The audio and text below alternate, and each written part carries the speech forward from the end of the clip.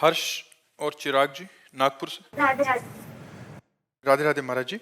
महाराज जी, आप कह रहे हैं कि आप दोनों भाई शतरंज खेल खेलते हैं, उसमें पहले आपके आदेश हुआ था कि जो भी धनराशि जीते हैं उसे गौ माता का हरा चारा खिला दें। महाराज जी, आप कोई भी प्रतियोगिता हम या स्कूल में कोई भी परीक्षा, उससे प्रारंभ में हम पूरा अपने पूज्य गुरुदेव को स्मरण करते हैं, राधा रानी के 28 नामों का जप करते हैं और कृष्णाय वासुदेव मंत्र के साथ ही अपना कार्य आरंभ करते हैं। गुरुदेव आपकी कृपा और राधा रानी के आशीर्वाद से 3 महीनों में हमने बहुत सारी शतरंज जो भी खेली, उसमें 45,000 की धनराशि अर्जित किया है। आपसे विनती है कि हमें मार्गदर्शन करें कि आप इस धनराशि को कहाँ लगाएं। अभी अपने पास ही रखे रहो, ठीक है? अभी अपने पास रखे रहो, फिर हम समय से बताएंगे। अभी और एकत्रित करो, फिर अब की बार ठाकुर जी का फूल बंगला बनवाना, ठीक है? थोड़ा और पैसा एकत्रित हो जाए तो जैसे राधा वल्लभ जी का है या बिहारी जी का फूल बंगला बनवाना, तो तुम्हारे खेल से उनका फूल बंगला बन जाएगा, उसमें बैठे रहेंगे तो अच्छा रहेगा, ठीक है? भोग लगवाना और ठाकुर जी का फूल बंगला, थोड़ा और पैसा हो जाए, मतलब इससे डबल हो जाए तो थोड़ा फूल बंगला बढ़िया बन जाएगा, ठीक है? बहुत अच्छे बच्चे हो, ऐसे ही उन्नति करो, खूब नाम जप करो और खूब अच्छी उन्नति करो। जो अपनी लौकिक उन्नति को भगवान के चरणों में समर्पित करता है वो महापुरुष हो जाता है। हाँ, अभी बच्चे हो, देखो इतना धनराशि एकत्रित किया ना खेल करके, और खेल करके जब इतने डबल हो जाए तब फूल बंगला बनवा देना, ठीक है? हाँ, आपकी ठाकुर जी की सेवा कर, गौ सेवा हो गई, अब गोविंद की सेवा कर देना। महाराज जी, मैं इनकी माता हूँ।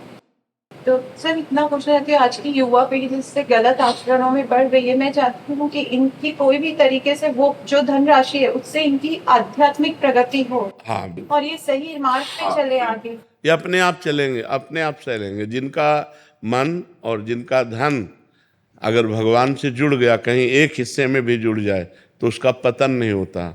भगवान ऐसे रक्षा करते हैं, करो सदा तिनके रखवारी, जिम बालक राखे मातारी।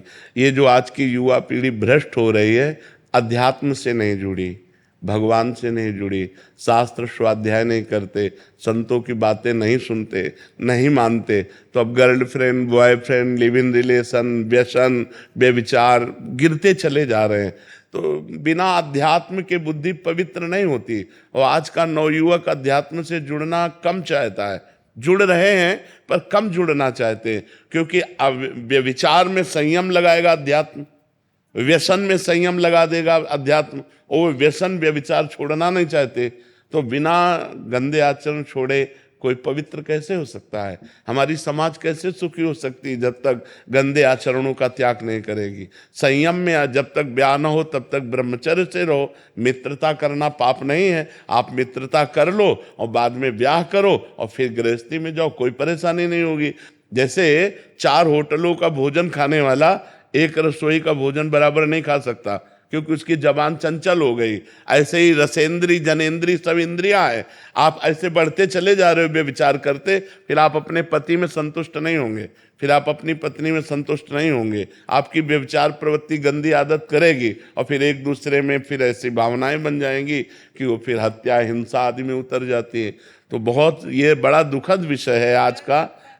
हाँ, लेकिन जिनको भगवान से अब जैसे छोटे छोटे बच्चे भगवान से संबंध रखते हैं तो इनके आचरण नहीं बिगड़ेंगे।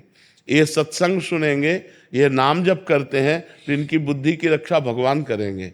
हाँ, अब आज का समय बहुत गिरता चला जा रहा है। नौजवान जो नई पीढ़ी है वो गिरता चला जा रहा है। व्यसन और व्यभिचार, इनमें प्रवृत्तियां बिगड़ती चली जा रही हैं।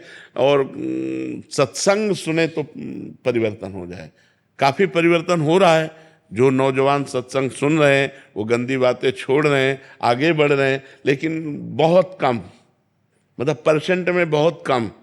अगर अध्यात्म को स्वीकार करें तो परसेंट बढ़ सकता है। अध्यात्म को स्वीकार किए बिना शासन किसका?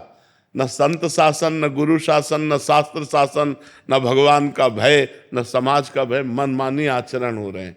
तो ये बुद्धि जो भ्रष्ट हो जाती है वो बिना भजन के, बिना भगवान के, बिना शास्त्र के ये बुद्धि पवित्र कैसे होगी? माया के द्वारा तो बुद्धि मलिन होती है, भगवान के द्वारा ही तो बुद्धि पवित्र होती है। जब होए बुद्धि जो परम शयानी, अगर बुद्धि प्रवीण हुई तो बचा ले जाती है। अगर प्रवीण ना हुई तो फंसा दिया, पूरा चौपट हो गई, जिंदगी बर्बाद हो गई। बच्चे ही हैं, चाहे बच्ची हो चाहे बच्चा हो, बच्चे ही हैं, बुद्धि भ्रष्ट हो गई, खत्म खेल।